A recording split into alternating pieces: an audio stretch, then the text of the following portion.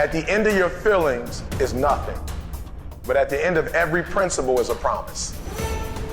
Behind your little feelings, it might not be absolutely nothing at the end of your little feelings, but behind every principle is a promise. And some of you in your life, the reason why you're not at your goal right now, because you just all about your feelings.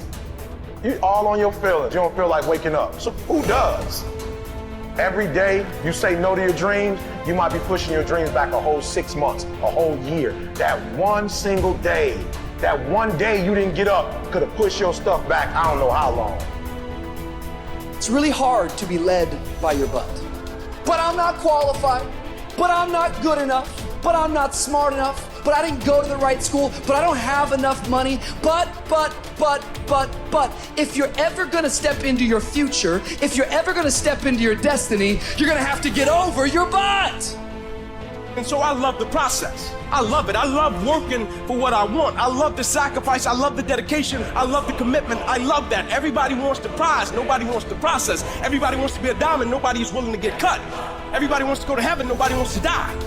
Talent you have naturally. Skill is only developed by hours and hours and hours of beating on your craft. The commodity, the majority of people who aren't achieving the things that they want is strictly based on hustle. It's strictly based on being outworked. It's strictly based on missing crucial opportunities. For every action, there is an equal and opposite reaction. Simply stated, as it applies to you and me, it means we can achieve nothing without paying the price. Now, what is that price? Well, it's many things. First, it's understanding emotionally, as well as intellectually, that we literally become what we think about, that we must control our thoughts if we're to control our lives.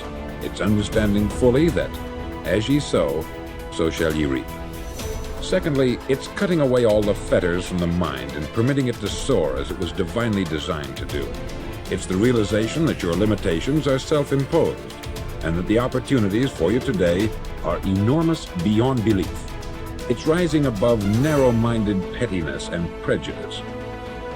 Thirdly, to use all your courage to force yourself to think positively on your own problem, to set a definite and clearly defined goal for yourself, to let your marvelous mind think about your goal from all possible angles, to let your imagination speculate freely upon many different possible solutions, to refuse to believe there are any circumstances sufficiently strong to defeat you in the accomplishment of your purpose, to act promptly and decisively when your course is clear, and to keep constantly aware of the fact that you are, at this moment, standing in the middle of your own acre of diamonds, as Russell Conwell used to point out. Fourth, save at least 10% of what you earn.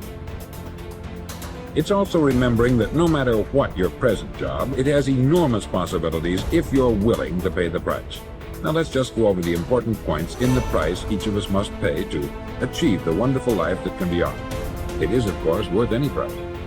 1, you will become what you think about. 2, remember the word imagination. Let your mind soar. 3, courage. Concentrate on your goal every day. 4, save 10% of what you earn. And action.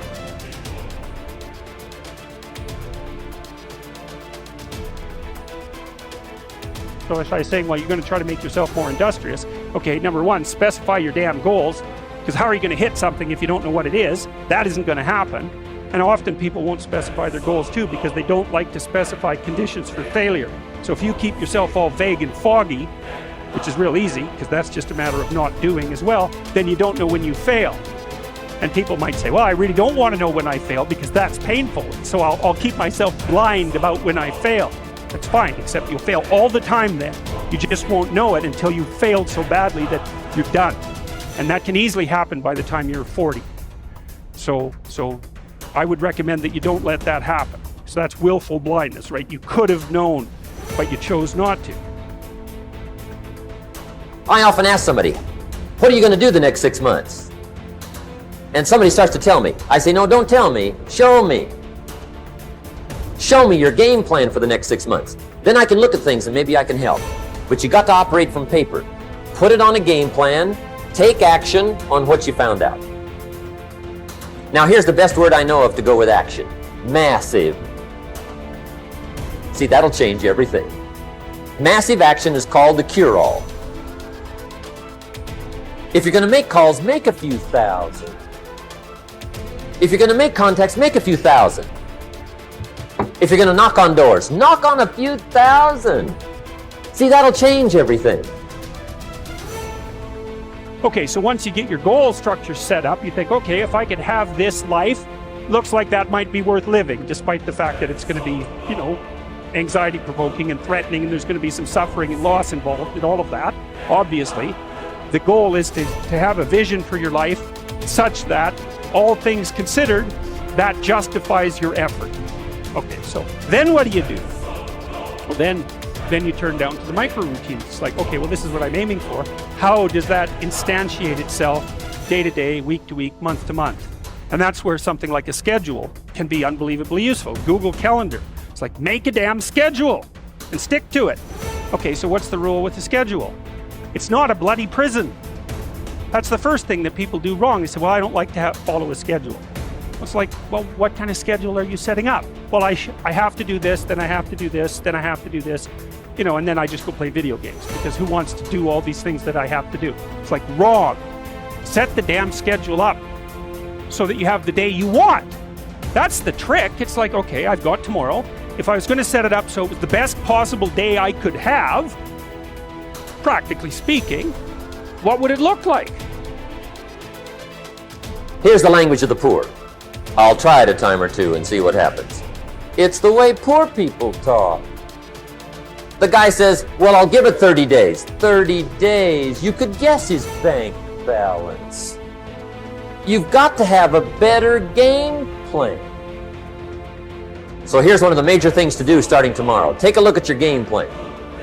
If it isn't loaded with massive action, change it tomorrow. The formula really works like this. Pick up a good idea, take heavy action. Pick up a couple of good ideas, take heavy action. As soon as you blame, shame, or justify, you are disempowering yourself instead of being responsible for your emotions, your feelings, your attitude, and your actions. When you take responsibility, then you are not at the mercy of the outside world and what happens in the outside world.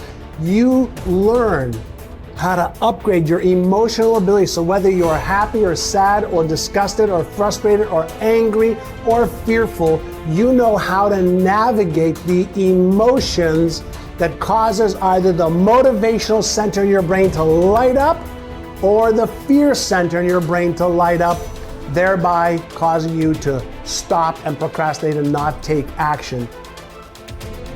One of the biggest reasons why you're unhappy is because deep down you know what you want, but you won't allow yourself to have it. And I want to break this down for you, because after coaching millions of people for the last decade, this is a fundamental issue for each and every one of us.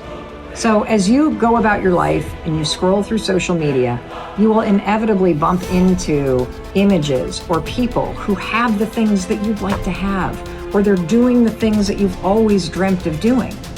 And instead of using that moment to inspire you to take action, to either learn about the thing you want to be doing, to do the work to get the things that you want, you're capable of doing those things. But instead of taking action, you make a fatal mistake. We all do this, by the way. You stop and you consider the thing that you want or the thing that you want to do, and then you tell yourself, it'll never happen for me. Right there, you just killed your inspiration, you killed your dream, you killed your goal, you invalidated yourself, you invalidated your desires, you pounded yourself down into the ground and basically said you're not worthy of that thing. And in that second, you just gave up on yourself and on all the things that are actually meant for you in your life. And so what do I want you to do about it? Well, here's what I want you to do about it. I want you to understand that you get to want those things, and you also can have them, but it's going to require action. And so the next time you find yourself going about your life and you feel that pang inside of you where you're like, gosh, I'd love to have that kind of car, or I'd love to have that kind of house, or I'd love to have that kind of health or mindset. Note it, and then remind yourself of a simple truth. I can have that mindset. I can have that car. I can have that lifestyle. I just have to be willing to put in the work. It's that simple. Stop telling yourself it'll never happen for you. Because the reason why it's not happening is because you keep telling yourself it won't. The second you tell yourself it absolutely can happen for me, I just got to do the work, you will flip into a mode of taking action, and that's when you'll get it done.